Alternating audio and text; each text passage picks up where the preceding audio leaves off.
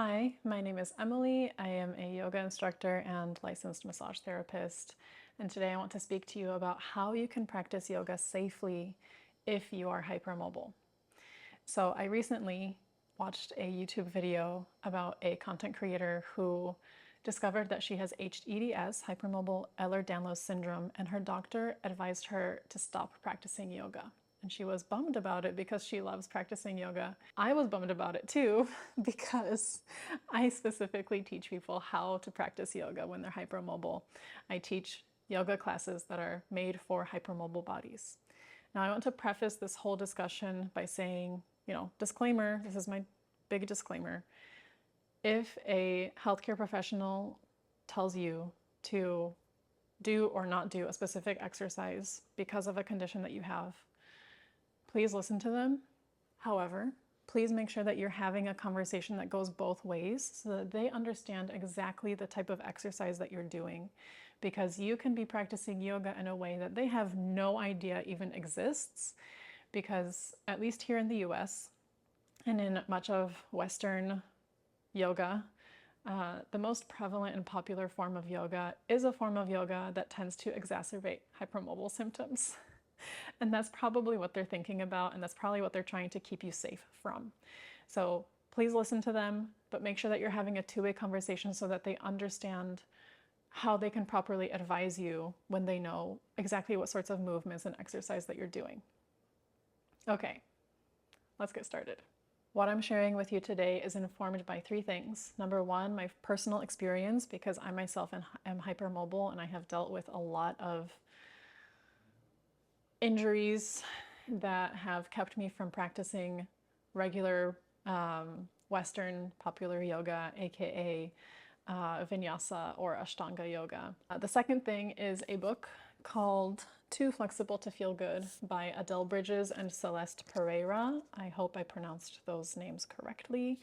This book is amazing. You can see I've bookmarked quite a few pages and it's super, super helpful. I highly recommend this if you are hypermobile in general, but especially if you are a person who practices yoga and you want more specific advice on how to help yourself. So highly recommend this. And the third thing is a podcast episode.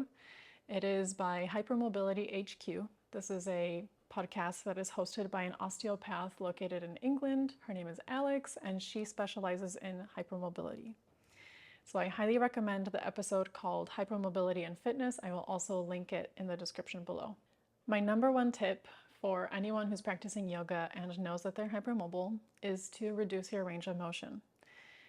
Maybe not forever, but in the beginning, especially when you're kind of trying to figure out what's safe for your body and what's not, sometimes we don't even realize we're doing things that can be hurting us.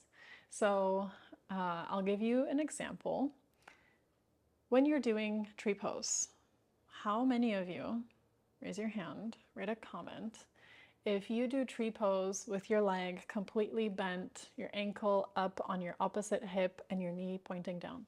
The most quote unquote advanced option of the pose. I'm going to show you right now. So let's say the teacher says, let's come into tree pose, and you step on one foot, bring the other foot up, and you're just going to keep on going and bringing that foot up and tucking it into your hip, and there you go, you have your tree pose. Well, I'm going to suggest that we avoid that full range of motion. I'm not using any strength, really. I mean, I'm using my muscles to balance, but this leg, because it's pressed so hard against my stable leg, it's not really doing anything. So I'm not really working it. What I do, and what I suggest you do in tree pose, for example, is to come to the quote unquote easiest version of the pose. So I like to keep my foot at my calf, even though I can bring my foot to my hip, I can bring my foot to my thigh. I choose not to. Why? Because it's not helping me. I don't need to stretch my hips more. Here I am feeling wobbly. I need to work on my strength. So I'm reducing my range of motion. I'm not going to my end range of motion. And I can also make things a little bit more difficult for myself by not even relying on my other leg. So, number one, reduce your range of motion. Let me give you one other demonstration. Anjayenasana is one where I see a lot of people just dumping into their hips and not really helping themselves, especially when you're hypermobile. So Anjayenasana is a low lunge, right? Usually we have the hands at the heart or up to the sky, whatever is being taught that day. Sometimes you're doing your cactus arms. Now I can go further, more than this, and I'm gonna go to about 90% because I don't want to hurt myself just by showing you. So this is about, I would say this is about 90% of my range of motion. I'm keeping myself out of 100% by using my muscles. This is hard, okay? This leg is starting to burn, this front leg, and it's not an easy position. Now, if I back up a little bit more, and I'm about maybe 60% of the way, this is really hard for me. So this is the option that I extend to my fellow hypermobile people.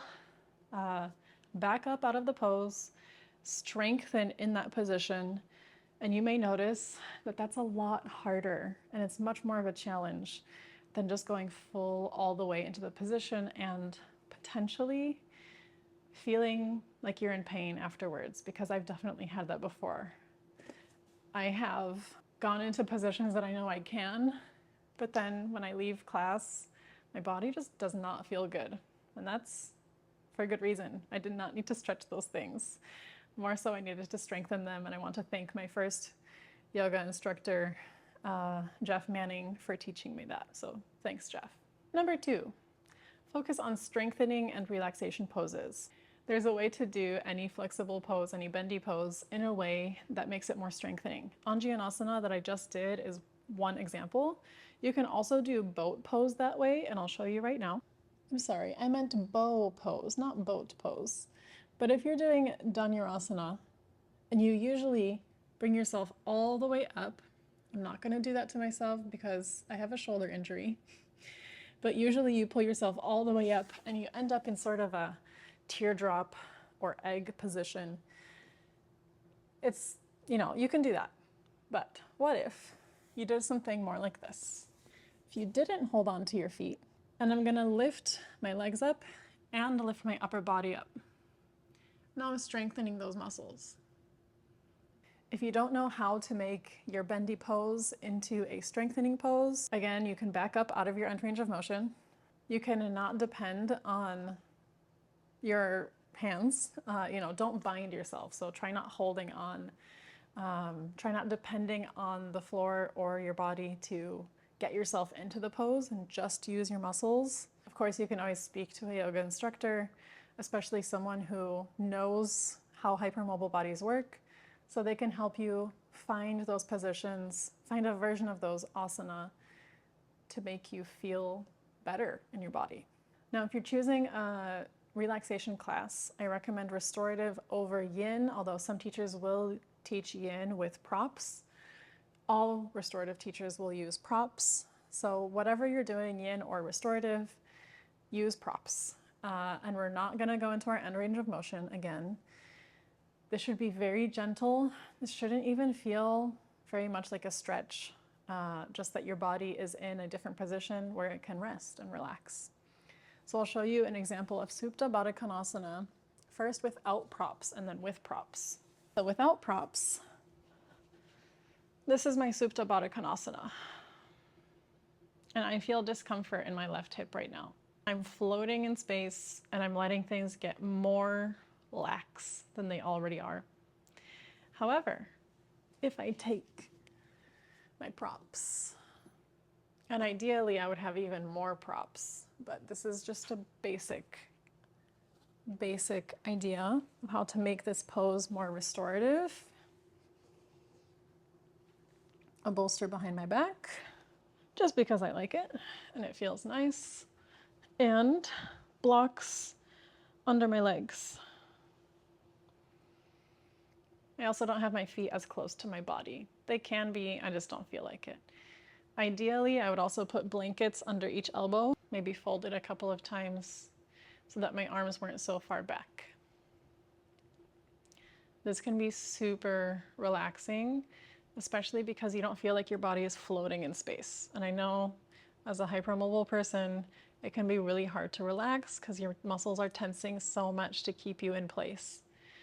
So restorative yoga, in my opinion, is the way to go. And the last way I suggest practicing yoga, if you're hypermobile, is to practice beyond the asana.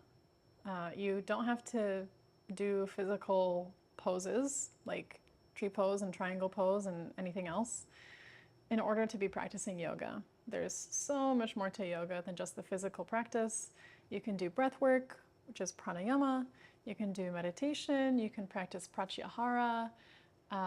You can learn about yogic philosophy and, take a philosophy course about the Bhagavad Gita or the Yoga Sutras of Patanjali. There's so many ways you can practice yoga without actually doing the physical practice.